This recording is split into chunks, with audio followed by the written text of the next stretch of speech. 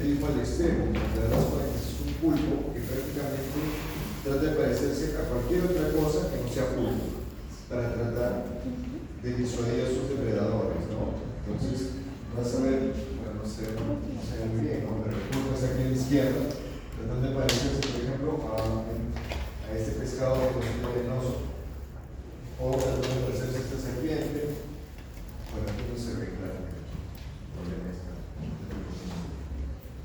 Y el aposematismo, como ya les digo, es todo lo contrario, ¿no? Destacar como una especie que es tóxica o venenosa, ¿no? Por ejemplo, estos avispones o estos poliquetos aquí como estos 110, ¿no? O estos, lo que son sapos, ¿no? Lo ven.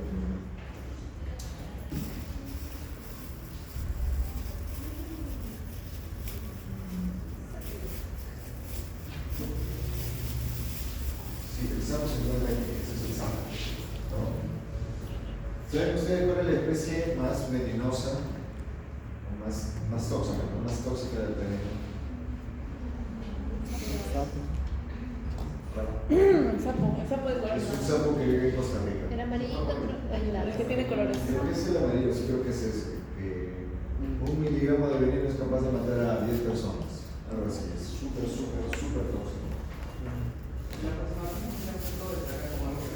Es destacar y mandar un mensaje al depredador como que soy tóxico, soy venenoso. Ahora, selección natural, un ejemplo bien palpable o evidente de selección natural, pero yo diría natural barra artificial, ¿no? Porque no es algo que tú estás buscando activamente, pero es algo que ocurre a través de la interacción con los procedimientos del ser humano. Sería la resistencia a antibióticos que observamos en bacterias. Yo creo que es natural artificial, porque tiene que estimular la actividad humana, pero no es algo activamente buscado, es algo que ocurre espontáneamente. Entonces, cuando tú tienes, por ejemplo, ¿no? Tratas a un animal o ya, ok, enfrentas una población bacteriana con antibióticos, naturalmente tú vas a tener 2 o una bacteria que es resistente. Si tú continúas tratando con antibióticos, entonces vas a favorecer que todos estos que son no resistentes o susceptibles desaparecen. ¿Qué ocurre cuando el resto desaparece? Todos los recursos van a ser solamente para aquellas 2 o una que son naturalmente resistentes. Entonces ella va a tener todo el lugar de disposición para poder alimentarse, reproducirse. Entonces lentamente va aumentando su número en la población. ¿Cierto? Entonces ocurre una selección natural cuando tú tratas una población de bacterias con antibióticos.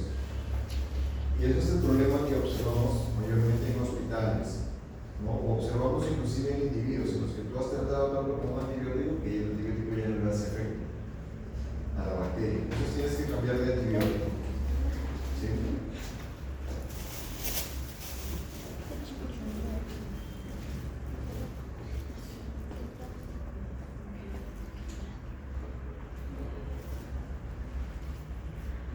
Entonces, ¿cuál es el mecanismo? Inicialmente tú vas a tener un pequeño porcentaje de bacterias que son resistentes al antibiótico, ¿sí? Pero al momento que tú las tratas con el antibiótico, lo que tú vas a hacer prácticamente es eliminar a la competencia de estas bacterias. Entonces, matas las bacterias, quedando esta sola que es resistente con todos los recursos disponibles para que pueda proliferar. Eso es lo que va a hacer, va a proliferar, ¿no? Mientras tú continúes tratando con antibiótico, vas a estar seleccionando negativamente a aquellas que son susceptibles y favoreciendo, dejando el camino libre para que haya son resistentes. Simplemente le estás dejando el camino libre a la que es resistente para que pueda proliferar, ¿no? A los finales vas a terminar teniendo una población de bacterias resistentes. ¿Cómo se observa esto en laboratorio? ¿Sí? Tú realizas pruebas llamadas antibiogramas. ¿Qué son los antibiogramas? Bueno, ustedes ya han tenido clase de microbiología todavía. Bueno, en microbiología tú utilizas lo que se llama un medio de cultivo sólido para poder cultivar bacterias. O sea, agarras bacterias, ¿sí? Y las guardadas a esta especie como de gelatina que contiene todos los nutrientes que le sirve a una bacteria. Entonces tú tienes bacterias que son aisladas de ambientes hospitalares, observas si cuando le colocas un antibiótico crece o no crece. Cuando crece, el medio de cultivo se vuelve opaco, porque todas las bacterias comienzan a poblar toda la superficie. Entonces, el medio de cultivo original es totalmente transparente. Pero cuando la bacteria crece en la superficie, comienza a aumentar su número y él comienza a tapar la visibilidad, entonces se vuelve opaco. Entonces, aquí nosotros tenemos un medio de cultivo en una placa PET que ha sido fotografiada. Y aquí se ha colocado una bacteria, todo esto. Pero al momento que se colocó la bacteria inicialmente, cuando tú colocas la bacteria inicialmente, la bacteria, o sea, está en pequeños números. Entonces, recién sembrada la placa, cuando tú colocas una bacteria en un medio de cultivo se llama sembrar. Cuando tú siembras la placa, se ve transparente, porque la bacteria todavía está en pequeños números. Lo que tú quieres ver es si a lo largo del tiempo esta bacteria logra crecer o no logra crecer. Entonces, se coloca la bacteria e inmediatamente se colocan estos, son como cartoncitos circulares que tienen antibiótico concentrado. Entonces, al momento que tú colocas ese cartoncito circular en el medio, ese antibiótico comienza a difundir radialmente. Y cuando difunde radialmente, que es lo que tú observas aquí, por ejemplo, va a impedir que las bacterias crezcan. Entonces, por ejemplo, esta bacteria, ¿sí? Esta bacteria de aquí, es susceptible al antibiótico que está presente en este cartoncito circular, que está en la superficie del medio. ¿Sí? Entonces, la bacteria es susceptible, no crece porque aquí el antibiótico que estaba en el cartoncito difundió, ¿sí? Y la bacteria que fue sembrada inicialmente comenzó a reproducirse, excepto en el área donde está el antibiótico. Entonces, tú puedes ver, por ejemplo, que la bacteria, en este caso, aquí qué es lo que tú tienes, de la misma bacteria, o mejor dicho, otra bacteria, que también es confrontada a los mismos diferentes antibióticos. Mira, aquí tienes 1, 2, 3, 4, 5, 6, 7, 9, 10, 11, 12 antibióticos diferentes. 12 antibióticos diferentes. Esta bacteria, por ejemplo, no crece alrededor de este antibiótico, pero sí puede crecer en este antibiótico. Obviamente, si yo coloqué este pedacito de cartón en el antibiótico difundido, pero no pasa nada la bacteria igual continúa creciendo, ¿no es cierto? Entonces, tú observas lo que se dice que es un halo de inhibición. Entonces, esa bacteria es susceptible a ese antibiótico. Es la forma visual de determinar si una bacteria es o no es susceptible o resistente a un antibiótico determinado.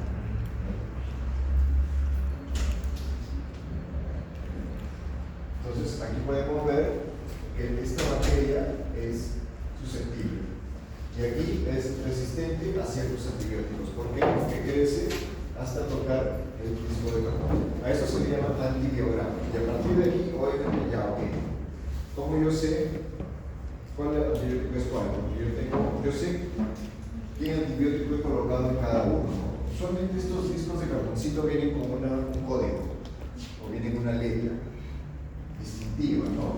A partir viene con la abreviación. Por ejemplo, si te das cuenta aquí,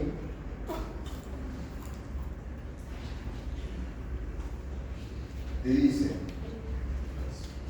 el resultado es sensibilidad, o sea, te tiene que decir si la bacteria es susceptible al antibiótico. Entonces, ese antibiótico debe usar contra esa bacteria.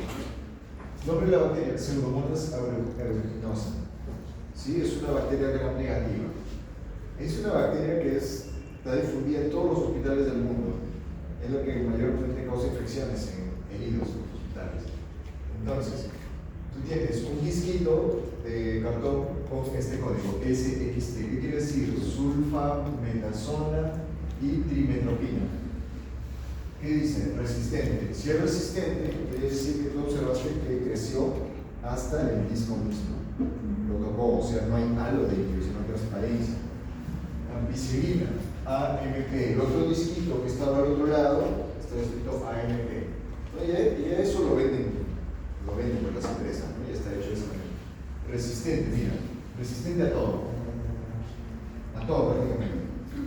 Este antibiograma no corresponde a las fotografías del lado, ¿ya? Están al lado. ¿Sí? Este antibiograma es de otra cosa y este es otra bacteria.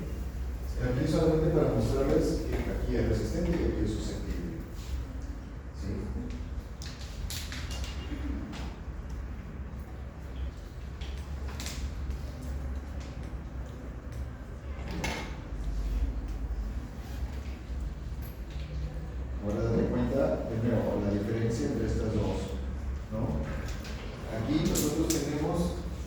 12 antibióticos. Y a los 12 antibióticos se había observado que la bacteria no crece. ¿Sí? Se ha observado que la bacteria no crece en el grado de inhibición. ¿Qué ocurre aquí a la derecha?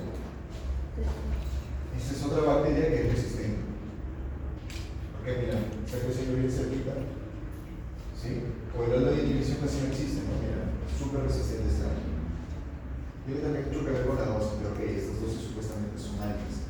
Son las dosis que se usan usualmente para tratar pacientes. Entonces, aquí tenemos una bacteria resistente y hay una bacteria susceptible a algunos antibióticos. Otro ejemplo de selección natural es la selección sexual. Es una selección que ocurre más que todo en especies de reproducción sexual, como su nombre lo dice, y tiene que ver más que todo con, por algún motivo, cuán vistoso es el macho. Eso se observa mucho en aves, pero no solo en aves, también se observa en algunos invertebrados, como en las arañas, por ejemplo. Ustedes han visto esas arañas que saltan, que son muy coloridas y acaban haciendo ese bailecito enfrente de la hembra. Sí hay unas arañas que realizan. Entonces, este tipo de selección es la selección sexual que es bastante observada en el pavo real, por ejemplo, ¿no? Porque un ornamento tan llamativo reduce la supervivencia y llama la atención. Ahora, ¿qué ocurre aquí? Supuestamente, tú tendrías el depredador de este pavo real, ¿cuál sería? Por ejemplo, un tigre, ¿sí? Entonces el tigre, obviamente, va a ver el pavo real, súper llamativo con todos los colores, es alimento para él, ¿no?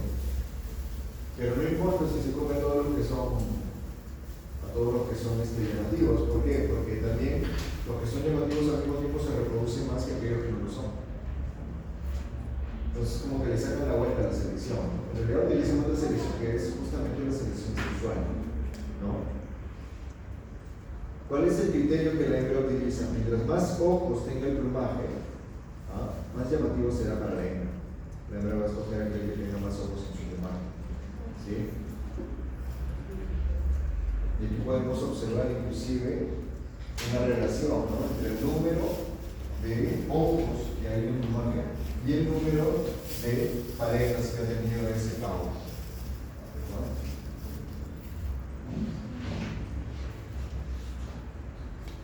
Ejemplo de selección natural, la persistencia de la lactasa en la adultez en humanos. Este es el video que nosotros vimos de la semana pasada. ¿Se acuerdan? Sobre la persistencia de aquellos que tenían tolerancia a la lactosa y aquellos que no. Eso ya lo hemos visto la semana pasada. Bueno, finalmente, el darwinismo.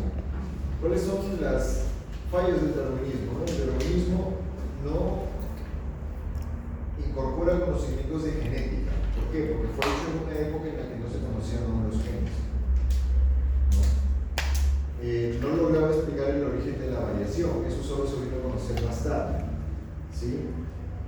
No podía diferenciar variación heredable de la no heredable. O sea, qué tipo de variación era realmente transmisible a las siguientes generaciones y cuáles tipos de variaciones no iban a ser transmisibles, ¿no? La selección natural no es la única causa del origen de las especies, existen otros mecanismos. Bien. ¿Cuál fue el otro investigador que logró sintetizar o trató de explicar la selección natural? De Vries, Hugo de Vries, ¿no?, mediante el mutacionismo. Ya para los 1900, ¿no? Recuerda que Lamarck fue para los comienzos de 1800, Darwin fue para la mitad, más o menos 1850. Y para los comienzos de 1900, ya para el comienzo del siglo XX, ese señor Hugo de Vries, ¿sí?, observó cambios bruscos en una planta, Minotera lamarckiana, y dijo, esas son mutaciones. Entonces él dijo, la mutación es el principal motor de la evolución. En realidad ellos estaban observando, Darwin y de Vries estaban observando dos lados del mismo mecanismo, ¿no? Que está observando la presión de mutaciones. Pero él va más allá, dice que se elimina la selección natural como el proceso principal de la evolución. Dice que la única fuerza evolutiva es la mutación. En realidad la mutación es la que tiene que generar la variabilidad que será seleccionada por el ambiente, eso se llama selección natural. Pero están enfocándose solamente en la mutación. Luego viene la teoría sintética de la evolución. Sintética no quiere decir que lo sintetiza, sino que junta varios elementos de todas las teorías que existen existían. ¿Sí? Fue propuesta por este investigador Theodosius Dobzhansky en 1937. ¿Sí? Entonces, como su nombre lo dice, integra, junta elementos de todas las vertientes, ¿no? Selección natural con la genética mendeliana y la genética de poblaciones. ¿Por qué? Porque hasta ese momento, date cuenta, es 1937, ¿no? Es casi llegando para la mitad del siglo XX, ya se tiene conocimientos sobre lo que son alelos, sobre lo que son genes, sobre lo que es genética de poblaciones, ¿sí? Entonces, tiene sus premisas, ¿no? Por ejemplo, la unidad evolutiva no es el individuo, sino la población, y eso es algo que yo he enfatizado desde el comienzo. La mutación, mejor dicho, la evolución, ocurre en una especie, pero si vemos a la especie como un conjunto de individuos, estamos viendo la población, entonces ocurre a través de poblaciones. Y inclusive, más que especies, en poblaciones, ¿no? Porque si tú te das cuenta, la especie humana tiene poblaciones en diferentes regiones. Ahí tenemos esa población que, por ejemplo, te mencioné del sudeste asiático, o tenemos la población, por ejemplo, hay una población que es una tribu que vive en la selva, que están acostumbrados a vivir en los árboles. Entonces ellos tienen en sus pies tienen la separación del dedo pulgar en forma como si fuera una mano. ¿Por qué? Porque de esta manera pueden subir más fácilmente a los árboles. Entonces esa es una adaptación que ha surgido en esta población, en esta tribu. ¿Sí? La fuente de variabilidad genética de las poblaciones son las mutaciones. Eso sí, ahí sí está integrando lo que define este signo. La selección natural escoge, ¿sí?, dentro de esta variabilidad a nivel poblacional. ¿Okay? Ahora, nosotros hemos visto evolución, pero explicado desde el punto de vista de los aspectos y habilidades de la población. Sin embargo, estamos dejando de lado un aspecto muy importante. Desde el momento en que se conocen los genes, entonces comienza a haber una evolución a nivel genético, a nivel de alelos, qué alelos van a prevalecer y cuáles otros no. A eso se le llama microevolución. Microevolución se refiere a la forma en la que los genes comienzan a evolucionar y a ser transmitidos de una generación a otra. ¿Sí? ¿Cómo pueden cambiar las frecuencias alélicas? Frecuencias alélicas pueden cambiar por mutación, recombinación genética, selección natural, deriva genética o progenia. ¿Sí? A esas fuerzas se les conoce como fuerzas microevolutivas. ¿Por qué micro? Porque estamos hablando ahora de la evolución de los genes, cómo los genes van cambiando a lo largo del tiempo, ¿no? Entonces, la primera y más conocida obviamente es la mutación. Pero aquí prestemos atención a algo. Lo que estamos observando en este ejemplo es el genotipo de cada individuo. Ahora sí estamos viendo el genotipo de cada individuo que está presente en esa población. ¿Sí? Ahora, nosotros tenemos esa especie de reproducción sexual, tendrá gametos, espermatozoides y óvulos, pero te está mostrando algo aquí. Ocurre una mutación random, o sea, aleatoria, eso quiere decir random. Ocurre una mutación aleatoria que va a generar un alelo diferente, que será la base para una característica diferente. Ahora, al momento de ocurrir la reproducción, tendrás una descendencia en la que un individuo presentará un nuevo genotipo. ¿Por qué? Porque durante la producción de los gametos ocurrió una mutación aleatoria. ¿Sí? Ok. Luego, ¿qué es lo que viene? Nosotros podemos tener un mecanismo microevolutivo, es la aparición de una mutación, pero necesariamente es el único mecanismo, no. Podemos tener que inicialmente nosotros tenemos una especie, ¿sí?, que está aislada de otra especie, una población que presenta ciertas características, que está aislada de otra población por una barrera geográfica que presenta otras características. ¿Sí? Y en algún momento ocurre la migración. Ojo, aquí yo no estoy hablando de mutación. Podría ocurrir una mutación espontáneamente en la población de piel clara que estamos observando, que fue lo que vimos anteriormente. Y eso nos lleva a la aparición de un individuo de piel oscura. Pero aquí lo que estamos viendo son tenemos dos poblaciones con características diferentes, ¿sí? En las cuales una realiza una migración para la otra población, ¿sí? Vamos a explicarlo mejor con poblaciones humanas. Por ejemplo, población nórdica y población negra, ¿ya? La población que es rubia de ojos azules y la población negra. Si en esa población rubia de ojos azules en algún momento aparece una mutación que nos lleva, ya no que el pelo sea rubio, sino que sea negro, entonces vas a tener la aparición de un nuevo genotipo. Así que te va a llegar el fenotipo de color negro. Pero tú no tuviste la interferencia de otro individuo con esa característica, fue una mutación que llevó a la aparición de ese nuevo fenotipo. Eso sería mutación como motor microevolutivo. Si nosotros ahora vemos el otro caso, dos poblaciones, la población de pelo rubio y ojos azules y la población de pelo negro y ojos oscuros, tenemos, por ejemplo, un individuo de pelo negro y ojos oscuros viajando hacia el lugar donde hay esa población solamente de rubios con ojos azules.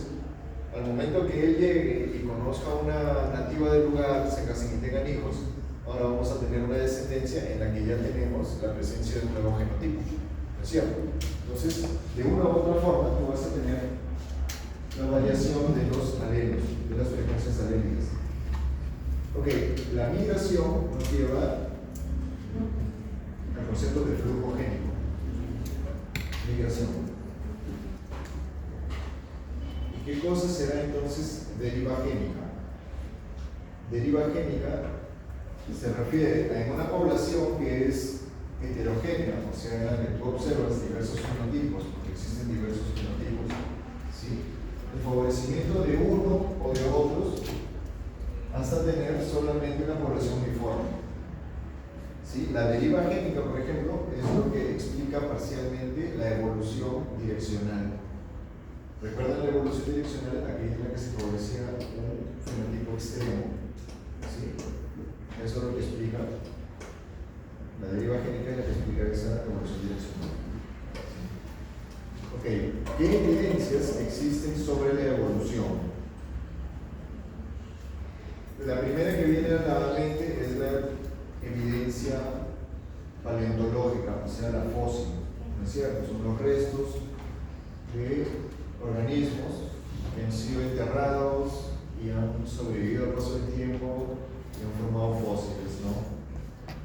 Anatomía comparada entre especies actuales o especies antiguas también, ¿no? Actuales como antiguas. Embriología, biogeografía y bioquímica y biología molecular. Vamos a ver la primera evidencia paleontológica de la evolución, el fósil. Porque recuerda que el fósil es lo que nos ayuda a explicar la evolución de especies que tienen una tasa de reproducción más demorada y sobre todo son grandes, ¿no? Entonces uno ve la evolución ahorita, lo ves comparándola con lo que era antes. Entonces, ¿qué cosa es un fósil? Toda evidencia de vida pasada, ¿sí?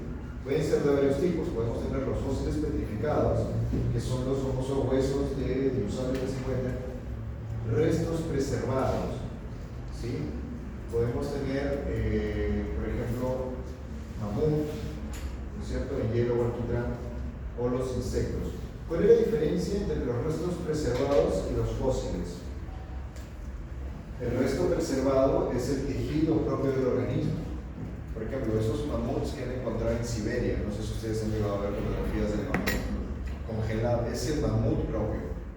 ¿Y qué cosa es el fósil? El fósil en realidad es, y eso no tiene que ver con el tiempo, el fósil es el organismo que murió, falleció, todos sus tejidos desaparecieron para siempre. Pero ¿qué es lo que queda? Quedan las partes inorgánicas. ¿Cuál es la parte inorgánica de nuestro cuerpo? Son los huesos. ¿Sí? Porque no está hecho con moléculas orgánicas, está hecho con moléculas inorgánicas, sales, de fosfato, de calcio, y esas sales lentamente se van petrificando, van cambiando su estructura hasta volverse piedra, literalmente. Entonces, esos huesos que se encuentran, en realidad ya no son más huesos, ahora son piedra. ¿Sí? Entonces, cambió la estructura química para siempre. En el caso de los restos preservados, la estructura química, más o menos que es el becerro, ¿no? Tipo el mamut. Los insectos que fueron atrapados en ámbar, ¿sí? Moldes o impresiones, aquí vienen lo que son las huellas, por ejemplo, o los espacios dejados por las conchas de algunos seres que ya murieron, ¿no? Huellas.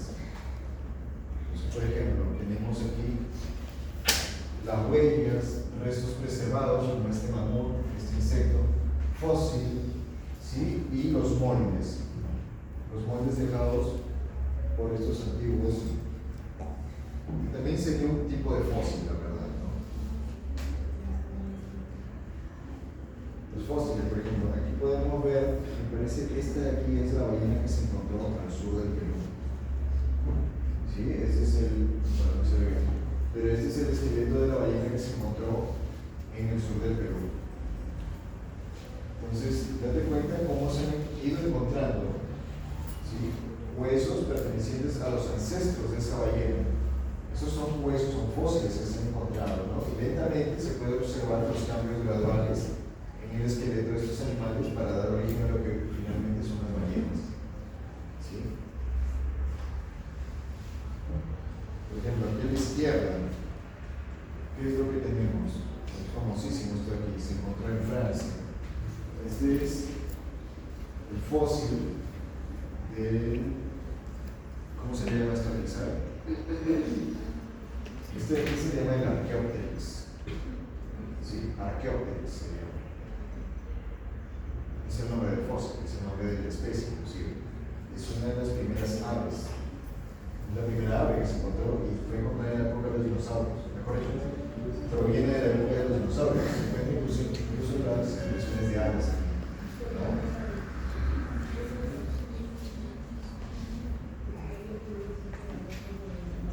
Fósiles vivientes. ¿Qué son los fósiles vivientes? Son especies que prácticamente no han evolucionado y no han cambiado nada desde hace millones de años. ¿Sí? Por ejemplo, existe una especie de pescado llamado celacanto, que se ve ahí. Celacanto es exactamente igual a como era hace millones de años. ¿Y cómo sabemos? Porque se han encontrado fósiles de celacanto que morfológicamente son exactamente iguales al que vive en la actualidad. El nautilo, por ejemplo, el nautilo es un tipo de, como si fuera una sepia o un pulpo, ¿sí? Que anteriormente existía como el nautilo gigante, pero ahora redujo su tamaño, ¿no? El Limulus, por ejemplo, se han encontrado tantos fósiles y organismos actuales que son idénticos. No ha evolucionado, no ha cambiado nada, ¿no? Este de aquí es un lagarto que vive en Nueva Zelanda, que se llama tuatara. Tuatara, este de aquí es parecido a un iguana, pero no es un iguana. Este es un lagarto, del cual también se han encontrado fósiles que eran exactamente iguales a este lagarto. ¿Sí? Por ejemplo, tenemos la especie, no sé por qué he colocado este cabuto aquí. Ustedes deben saber, ¿no? Ustedes tienen cara de que sean cosas así. ¿Qué es el cabuto? ¿Es un Pokémon? En fin. Tenemos no solamente animales, tenemos también plantas. El jingo biloba. Sí, actualmente creo que se encuentra en Asia, me parece, este jingo. Y se han encontrado hojas fósiles provenientes de hace millones de años que son exactamente iguales a las que existen ahora. ¿Sí?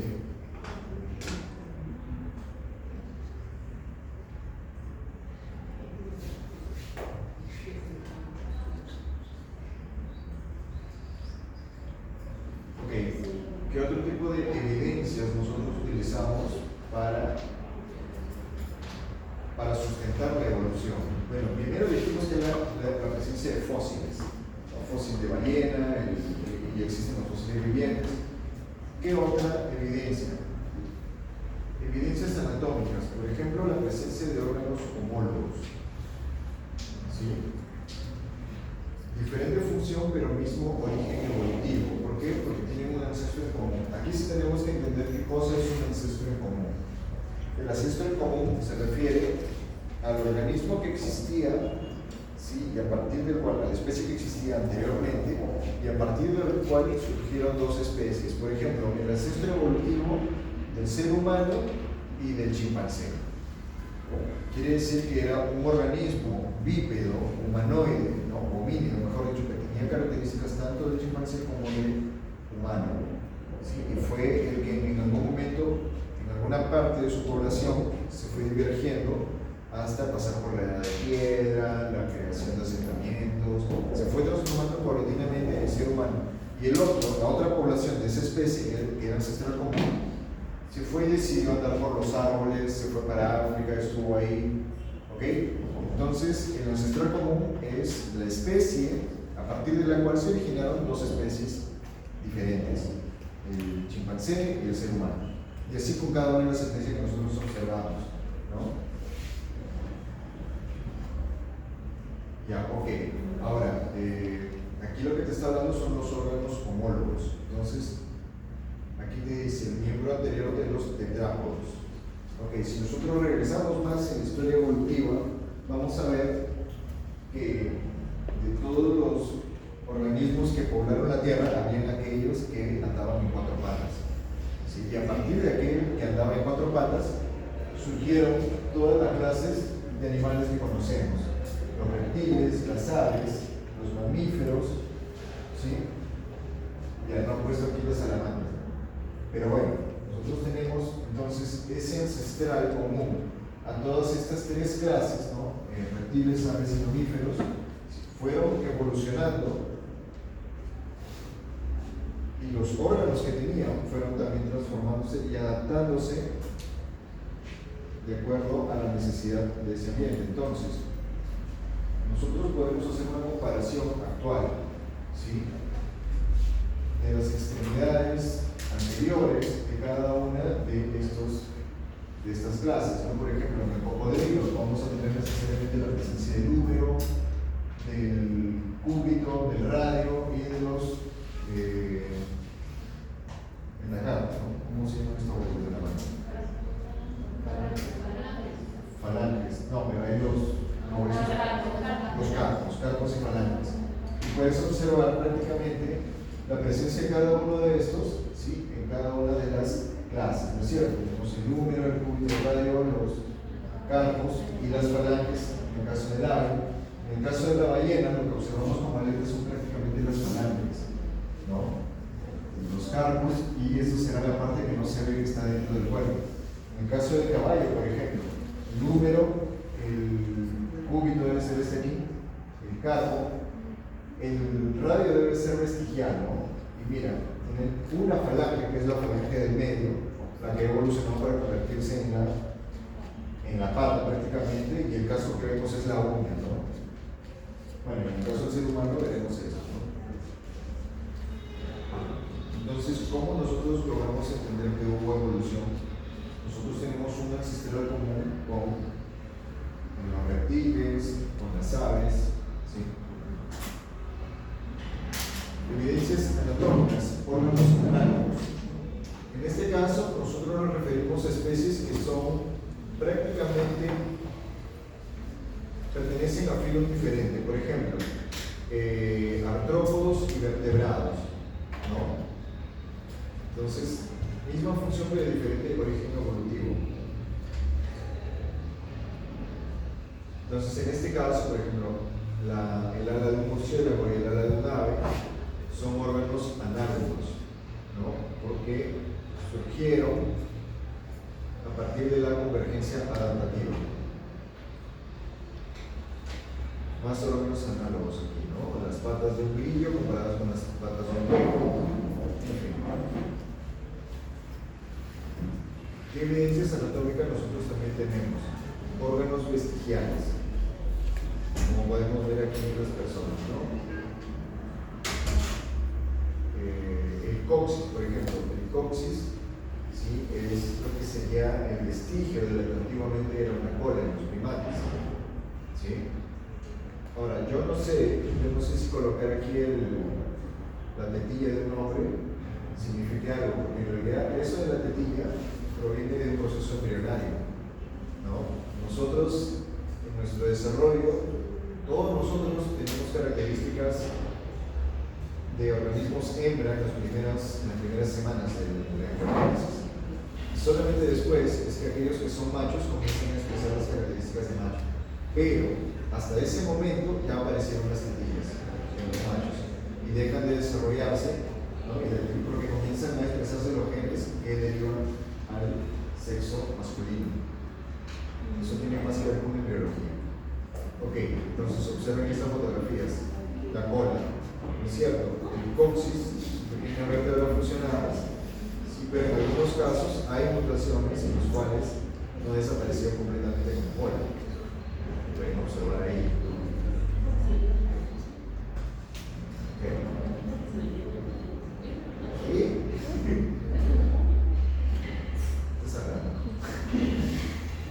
Bien. A ver, órgano vestigial, reflejo pensilo palmar, ¿sí? Evidencias anatómicas, por ejemplo, hay huesos vestigiales, como el hueso de la pelvis en cetáceos, ¿sí? Y ellos no necesitan tener pelvis porque su anatomía es diferente, ¿no? Pruebas biogeográficas, por ejemplo, ¿cómo es posible que se explique la presencia de marsupiales solamente en el área de Oceanía, específicamente en el área de Nueva Zelanda y de Australia? ¿No? Porque todos los marsupiales, en algún momento cuando los continentes estaban unidos, vivían en esa área y quedaron aislados, teniendo los placentarios, ¿sí?, para el otro lado del continente, ¿no? O, por ejemplo, la presencia de camélidos sudamericanos y asiáticos, ¿no es cierto? Como en el caso de las llamas y los camellos. Pruebas moleculares. De hecho, las pruebas moleculares son como más precisas porque nos permiten entender cuán parecidos somos con las otras especies, ¿no? Y evidencias embriológicas, ¿sí? El desarrollo embriológico. Entonces, ahora vamos a ver ejemplos de evolución. Por ejemplo, esto de aquí, esta figura de aquí nos está mostrando una evolución a partir de un ancestral, ¿sí?, pero no que fue solamente una dirección a la generación de una especie, sino fue en la generación de varias especies. Cuando tú tienes un ancestral dando origen a varias especies diferentes, estamos hablando de radiación adaptativa, ¿sí? Se cree que este de aquí fue el primer mamífero que apareció en la historia evolutiva. Algo parecido a una rata o zarigüeya.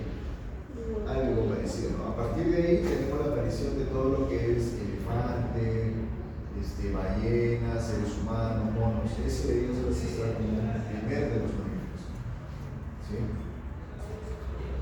Marsupiales en Australia. Todos los marsupiales existen en Australia provienen de un único ancestral común que era un marsupial, que luego fue dando origen a los diferentes koalas, canguros, wombat, ¿qué es esto de aquí? El topo, el diablo de Tasmania, no, el lobo de Tasmania, el tigre de Tasmania, en fin. Las aves también. ¿Sí?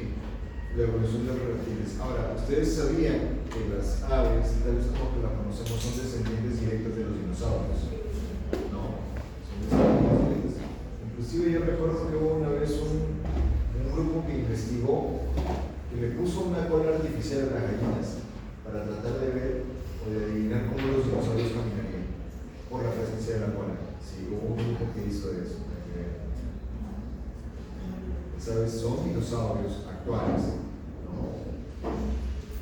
La evolución del caballo, ¿sí? Desde el Eohippus, que es este de aquí, este mamífero chiquitito, ¿sí?, del periodo del Eoceno, fue evolucionando hasta transformarse en el Equus actual, ¿no? A partir del Pleistoceno hace 1.8 millones de años atrás.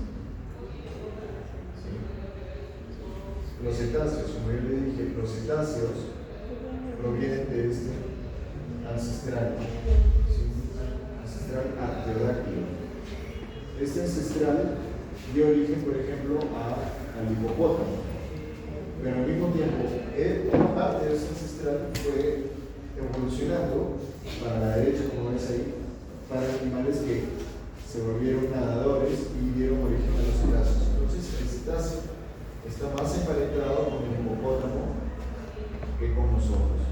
¿Sí? Revolución del perro. Desde hace 32.000 a 18.800 años se comenzó a domesticar al lobo en Europa, ¿no? Y esto está sustentado por investigación molecular, por biología molecular, el genoma completo mitocondrial, ¿no?, de los perros antiguos. Dice, se sugiere o se hipotetiza que los perros surgieron inicialmente en Europa. O sea, ¿cómo es? El primer ser humano surgió probablemente en África y el primer perro surgió probablemente en Europa. ¿Por qué? Porque en Europa es donde existían los lobos, ¿no? Y a lo largo de esta historia del perro, esos lobos domesticados, que ya estaban transformados en perros, adquirieron la capacidad de digerir el almidón. Ustedes saben pues que el lobo no digiere almidón, ¿no?, porque es un carnívoro. Todo el carbohidrato que necesita lo saca de la presa que caza, ¿no? Entonces, en algún momento el perro adquirió esa capacidad de poder digerir almidón. Por eso, antiguamente, a los perros se les daba de comer ¿qué cosa? No se les daba ricocán, que es lo que se les daba a los perros. Víscera, huesos, pero ¿qué más? Camote. Camote. Yo tenía a mi perro y le daba camote. Si le hacía normal, su pelito le brillaba. Camote. Yo tenía que prepararle, comprar camote, hervir los camotes, y si no, y el otro cómo se lo comía, ¿no? Me encantaba comer camote. Papa amarilla también le gusta. ¿Por qué? Porque el perro ha evolucionado para tener gusto por el almidón. Porque ha evolucionado para eso. Dale a un lobo, por ejemplo, un lobo salvaje, dale este camote y almidón. Te lo tiene en la cara, no le gusta. Porque no ha evolucionado, porque tiene que darle carne, tiene que darle un animal para que se lo coma. No, tenía un perro chusco, hace años. Chusco. Ahora, ¿de qué especie de lobo es descendiente del perro? Existen varias especies, varias razas de lobos, ¿no?, varias variedades. Tenemos el lobo gris, el lobo europeo, el lobo de las montañas, el lobo chino, el lobo indio. Inclusive me parece que hay lobo también en India. Aquí en Perú no hay lobos, hasta donde yo sé. En Sudamérica no hay lobos. Y el lobo guará, ¿no es cierto? El lobo guará que existe en los pastizales brasileños. Entonces, ¿de cuál de esas especies de lobo deriva el perro? El lobo gris. El lobo gris. ¿Sí? Ahora, obviamente, el lobo es una especie que ha sido seleccionada naturalmente, mientras que el perro ha sido seleccionado por otro criterio.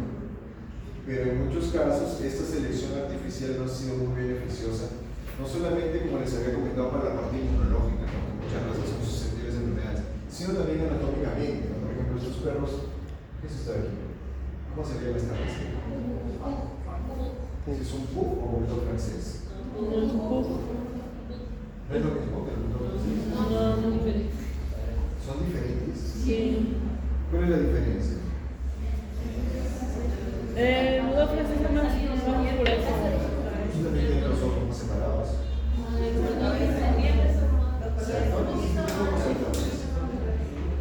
Ya, ok. Ese perrito no puede respirar bien. No puede respirar bien, tiene problemas para respirar, ¿no? Y son, bueno, no tienen muy buena movilidad, ¿no? Se quedan en las piscinas, se mueven. Un desastre. Son un desastre, pero bueno, le gusta, pues. Hay personas a las que le gusta y no sé por qué le gusta. Yo por mí no tendría un lobo.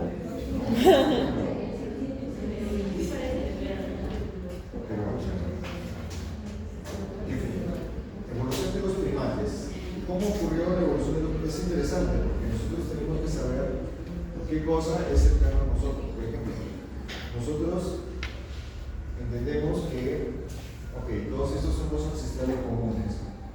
Tenemos aparentemente que el orangután apareció antes que el gorila, ¿no? Y el gibón apareció antes que el orangután. Es en el orangután donde se han observado donde se observó esta cuestión de que se autocuró utilizando una pasta hecha. Pero qué curioso que el orangután apareciera, a pesar de que apareció antes que el ser humano evolucionó más rápido. Nosotros llegamos más rápido a transformarnos en Homo sapiens y el orangután podría haber dado origen. Porque dense cuenta, nosotros provenimos ya de un ancestral común, date cuenta, nosotros estamos aquí, ya, y tenemos estos homínidos bípedos, ok, tenemos un ancestral común. Antes de que aparezca ese ancestral común, apareció el ancestral del orangután aquí, ¿sí? Entonces, el orangután, el gorila, continuaron siendo el orangután y gorila, o evolucionaron hasta ese punto, y nosotros evolucionamos, por un lado, fueron los chimpancés, que son los más cercanos a nosotros, y por otro lado estamos nosotros, ¿sí?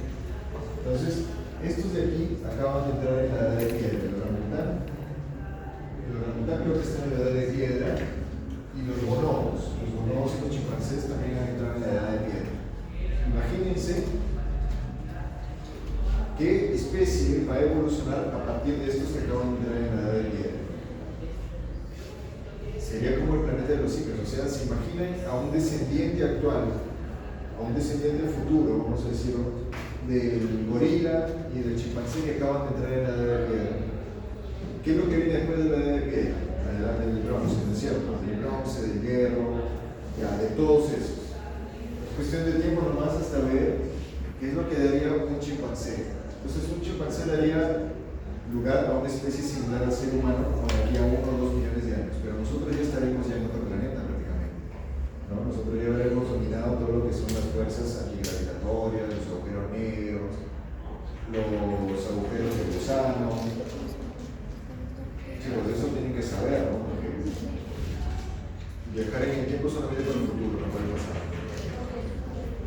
Porque el pasado ya ocurrió. El futuro vamos a estar por ocurrir. Entonces, aquí estamos mostrando una línea de tiempo por todas las especies que surgieron, ¿sí?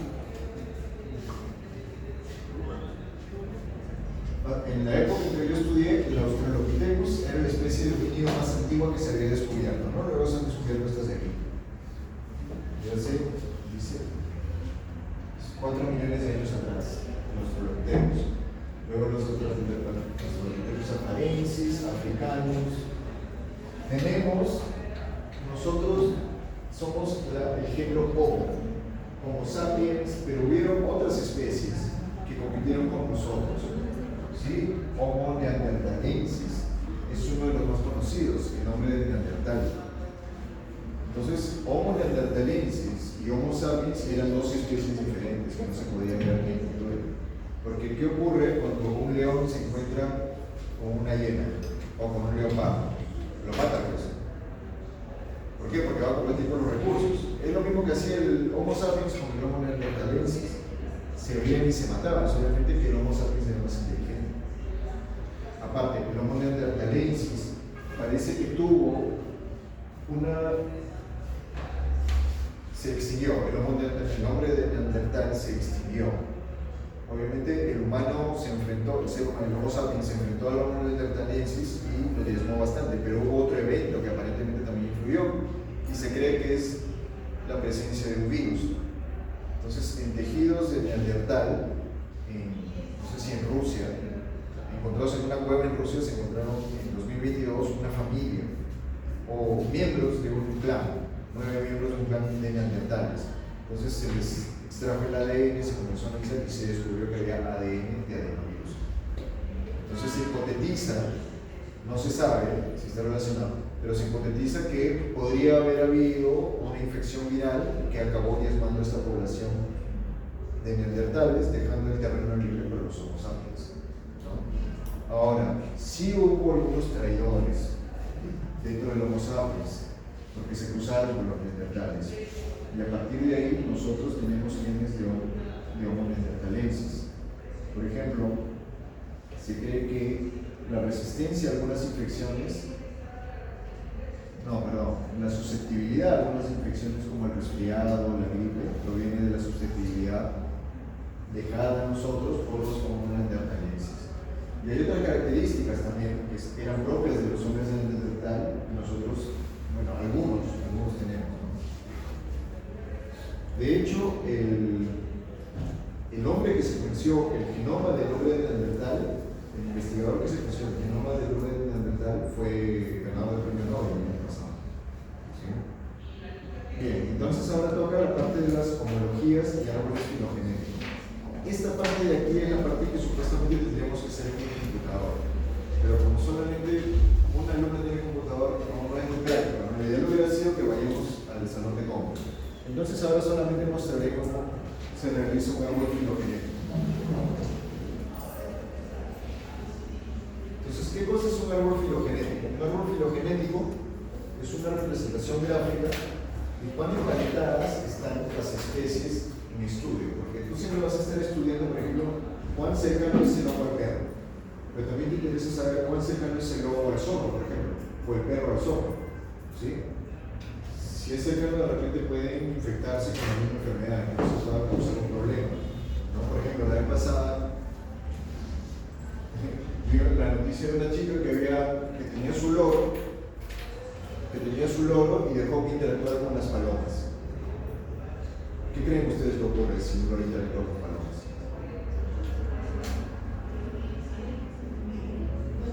¿Qué podría ocurrir después de esa interacción? Claro, podría ocurrir un ataque, pero no veamos el ataque. Después de la interacción, ¿qué es lo que ocurre? ¿Se puede qué? ¿Comportar? No, cruzar no se puede cruzar. Son especies diferentes, muy diferentes. ¿Qué creen ustedes que puede ocurrir después de la interacción de un animal doméstico con un animal salvaje? Un animal que está en las calles. ¿Qué creen ustedes que puede pasar? Contagio, exactamente, contagio. Al virus de nuevo. Puede ocurrir contagio de virus, enfermedades que están presentes en las especies como la paloma y que están prácticamente no están presentes en la especie doméstica, ¿no? Y esto podría ocurrir también si, por ejemplo, el perro, ¿no? Con las especies domésticas que nosotros tenemos interactúa con especies salvajes, ¿no es cierto? Entonces tú podrías acabar teniendo la presencia de un virus que podría suponer un problema también para las personas, ¿no es cierto? Entonces es importante conocer cuán emparentadas están las especies, ¿no? Bien. ¿Cómo se construyen estos árboles filogenéticos? Antiguamente lo que tú hacías era comparar anatómicamente. Agarrabas un perro, agarrabas un lobo, lo comparabas y veías cuán diferentes eran, ¿sí? Pero actualmente lo que se hace es comparar las secuencias de genes o secuencias de genomas enteros de las especies. Y más o menos te va a llevar a un gráfico de este tipo. Esto de aquí es un árbol filogenético en el cual tú tienes a la derecha las especies que están siendo analizadas y a la izquierda, literalmente un árbol, con líneas, con ramas principales, con una raíz que te indica cuánto emparentados están. Obviamente, lo que estamos viendo aquí es, por ejemplo, que el zorro de Sechura y el zorro pulpeo están más emparentados entre sí que con el zorro ártico. ¿No es cierto? Porque el zorro pulpeo y de Sechura han tenido varios ancestrales con otras especies, ¿sí? Hasta tener por lo menos un ancestral común, sería solamente a partir de aquí, con el zorro ártico, ¿sí? Y lo que estamos observando de derecha a izquierda prácticamente es el nivel de diferenciación que se puede traducir también como el tiempo, ¿sí? En el que se han diferenciado. Entonces, el zorro de Sechura y el zorro pulpeo están distantes filogenéticamente hablando del zorro ártico, a pesar de que ambos son zorros, ¿sí?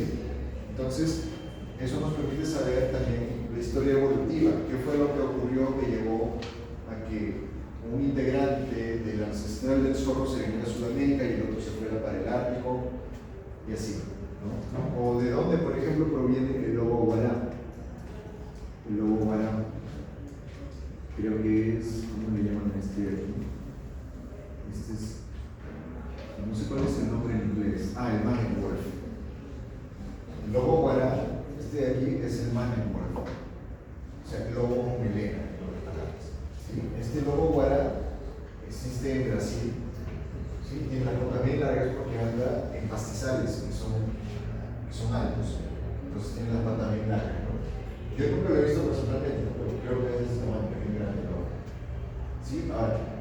está más emparentado con el perro de las praderas, que con el perro normal, me parece. Entonces, ¿sí? Entonces, esto de aquí es un árbol filogenético, te muestra cuán emparentados están las especies. ¿Ok? ¿Cómo nosotros le denominamos a cada uno de los elementos de un árbol filogenético? Tú tienes la especie A y B, pero vas a ver que la especie A y B convergen en un punto. En este punto en el cual convergen, ¿sí? Se vuelven uno solo. En este punto se puede decir que se encuentra un ancestral común. Entonces, este punto representa un ancestral común, es decir, una especie que tenía características tanto de A y de B. Lo mismo con C y D y con E. Ahora, E tiene un ancestral común con el ancestral común de estos cuatro.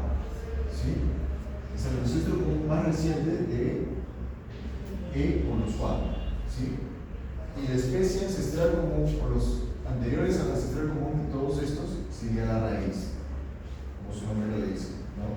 Entonces, lo que tenemos a la izquierda son ancestros, a pesar de que no lo vemos, la idea sería tener como una figurita aquí de un animal que sea más o menos parecido a las especies A, B, C y D, ¿no? Y aquí tenemos la figurita de un animal que sea parecido con las especies A, B, C, D y E.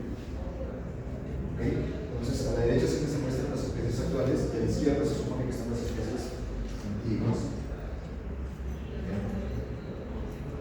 ¿Para qué nos sirve un árbol filogenético?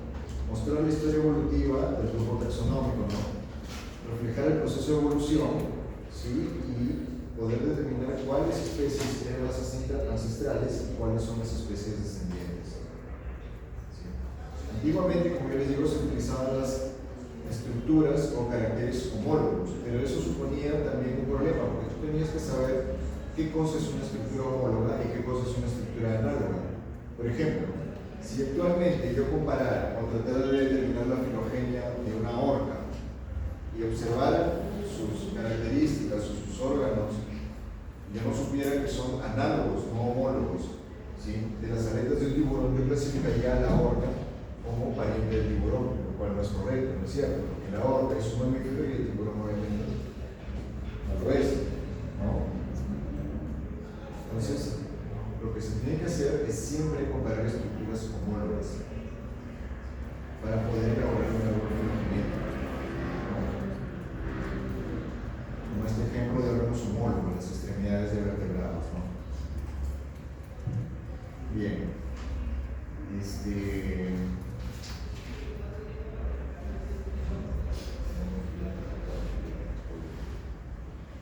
Ya, esto lo vamos a ver ahora.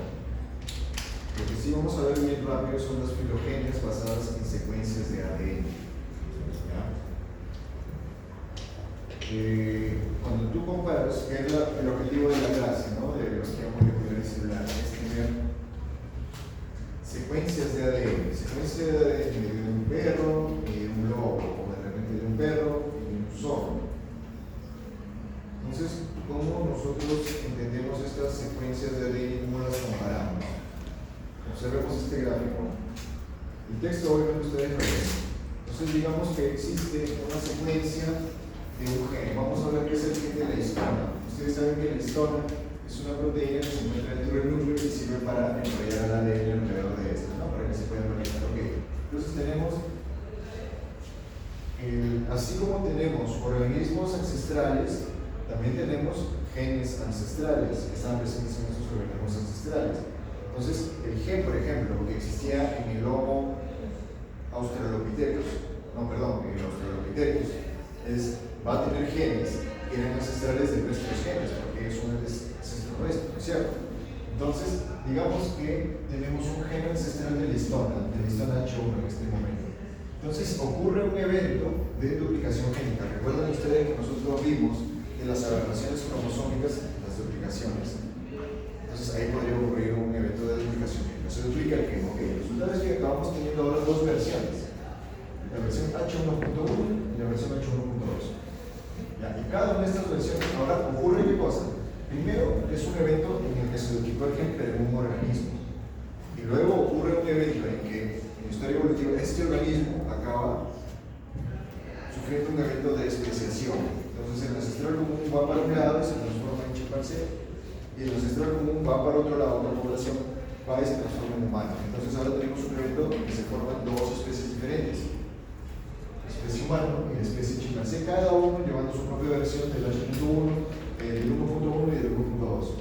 ¿Sí? A la actualidad nosotros vamos a tener ser humano con su H1.1, con su H1.2 y el chimpancé lo mismo. ¿Cómo nosotros llamamos a los genes de cada uno? Ok, vamos a ver. Mira, cuando tú tienes un gen duplicado de ti mismo, pero tú tienes que demostrar que este gen ha sido duplicado. ¿Sí? El H1.1 y H1.2, ambos del humano se denominan parálogos. ¿Sí? Genes parálogos. ¿Qué cosa sería el gen de la histona H1.1 del humano comparado o en conjunto con el gen de la histona H1.1, 1.1 del chimpancé? Serían ortólogos. ¿Ok? Entonces, parálogos solamente son genes que están en el mismo organismo, pero que están duplicados. Y ortólogos serían el gen, ¿sí?, tuyo con el de otro organismo con el cual tú compartes un ancestral común. Ese sería el ortólogo. ¿Qué ocurre si nosotros observamos un poquito más atrás en la historia evolutiva? Comparamos, por ejemplo, con el gen de una histona, o lo que sería el equivalente a una histona en bacteria, mejor. Porque obviamente la bacteria y el ser humano no tienen un ancestral común, ¿no es cierto? Porque el E. coli, el ancestral del E. coli existió mucho antes de que apareciera el primer eucarioto. Entonces no hay un ancestral común. ¿Qué cosa es? Ese gen, ahora, en comparación con el nuestro, será un análogo. ¿Ok?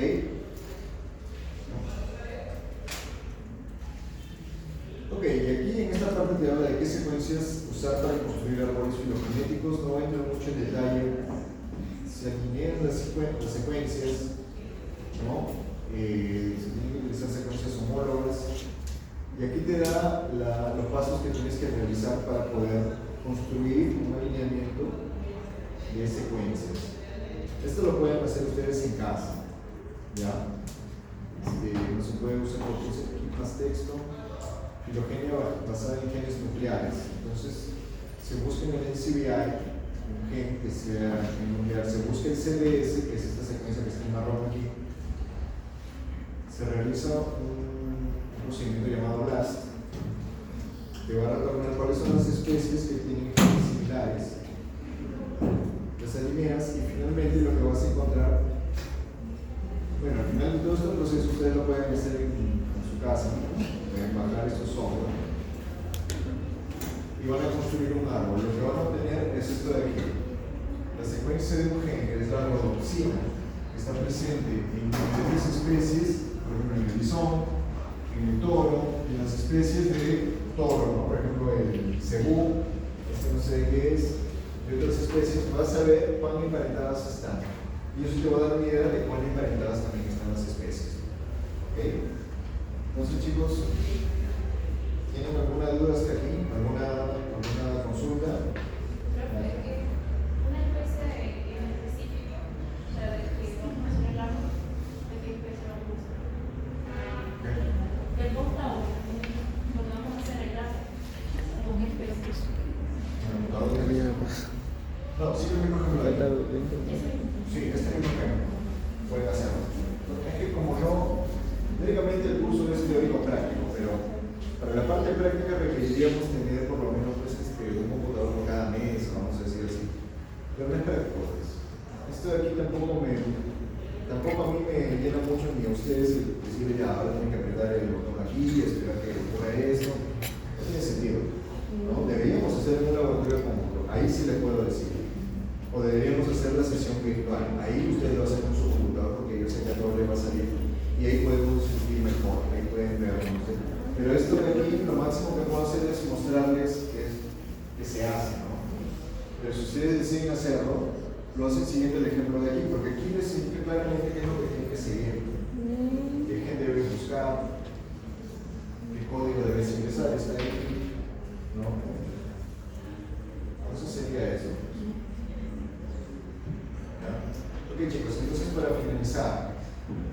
selección natural será la única fuerza evolutiva. Miren ustedes, selección natural.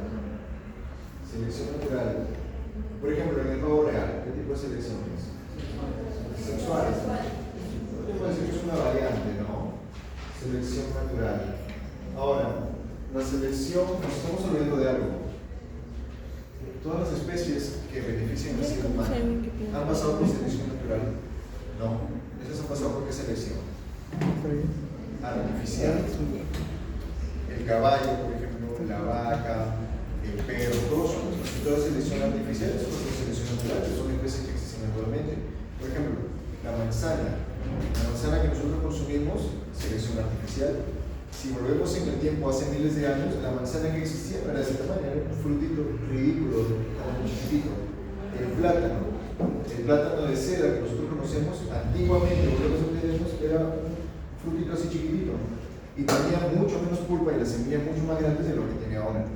La papa y el resto de especies. Entonces, ¿la selección natural es la única fuerza evolutiva? No. Hay otras fuerzas como la selección artificial, la selección sexual.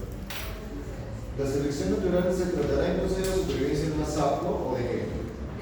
De responde mejor al cambio. ¿Cómo estamos seguros que la evolución es real y no es una historia inventada? Porque tenemos evidencias. ¿Cuál es la teoría evolutiva que está vigente actualmente? Darwin sí, pero recuerda que forma parte de una teoría que ya conjuga elementos de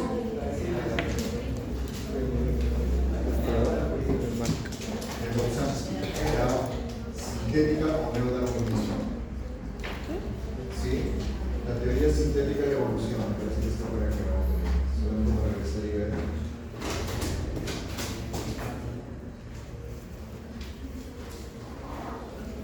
Las evidencias, teoría sintética de la evolución. Teoría sintética de la evolución o neodarwinismo. O sea, sí es Darwin, pero es con elementos genéticos, con alegros, con frecuencias alegres, como completo con todos los conocimientos actuales. Bien. Entonces, chicos, muchas gracias.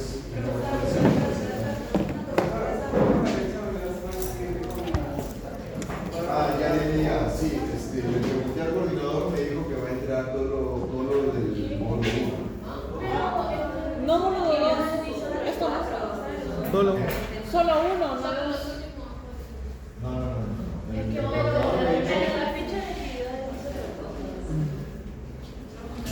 Yo le preguntaba al coordinador qué es lo que me respondió. A ver, aquí está yo le pregunto a él, si el examen parcial entra desde la clase 1 o solo desde el módulo 2. Porque en la rúbrica dice que entra desde materiales de editario y aplicaciones. Y me responde, sí, claro, desde la primera semana. Y se habla de replicación. Ya, ok, gracias. Entonces, voy a entrar desde la replicación. O sea, de la primera